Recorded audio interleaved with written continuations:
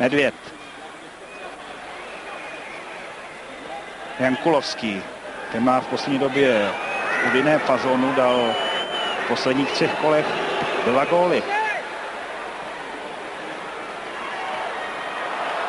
Tak něco pro diváky v podání Zidana, ale nebylo to nic. Uchvatil a my vedeme 1-0 po životní střele Zdeňka Grigery. Ulrich Rame, který zaskakuje za Barteze a Kupeta, si tuhle střelu za rámeček rozhodně nedá. Byla první, která šla na jeho bránu. Vůbec první střelecký pokus celého utkání a je to v tom promrzlém večeru pro nás tak já velice si myslím, příjemné. že určitě, že to je nádherná střela Zdeňka.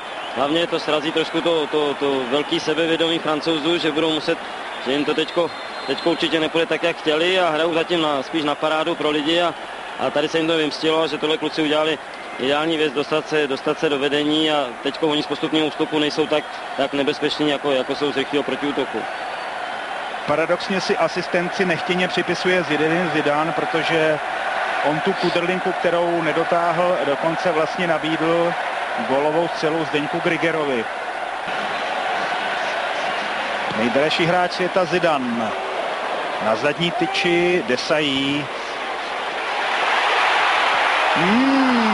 Tak teď jsme podruhé v krátké době přežili gólovou smrt. Tentokrát z kopačky Williama Gallase, který není v zakončení jako doma.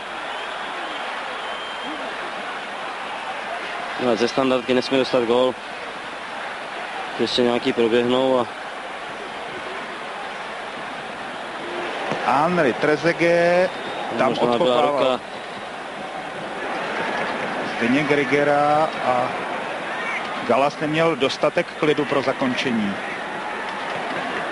Baroš se skvěle prosmíkl, Milan Baroš, vedeme 2-0. Krásná akce.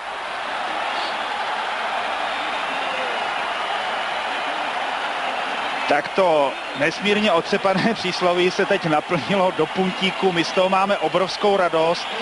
Věřím, že i vy u televizních obrazovek. Milan Baroš nádherná akce, individuální.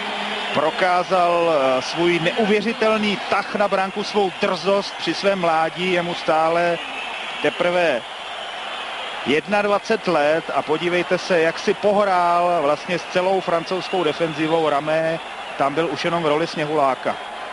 Já myslím, že vidět zlatá ruka trenéra Blicknera, který vlastně vystřídal Baroše s Dostálkem a Baroš dal gól a Dostálek mu na něj přihrál.